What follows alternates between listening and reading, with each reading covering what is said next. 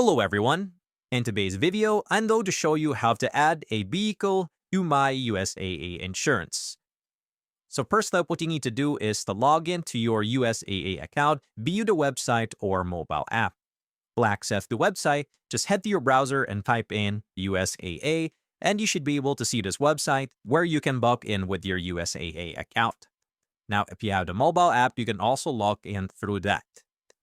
Now, make sure to navigate to your auto insurance policy page. Then from there, look for the Add Vehicle button or link. And then enter the details about the vehicle, including make, model, year, and VIN or vehicle identification number. Now, indicate if the car is leased or financed.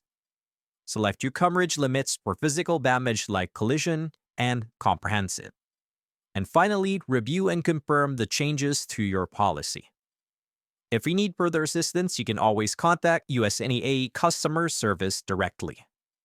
And that's it for today. Thanks for tuning in, and I'll see you next time.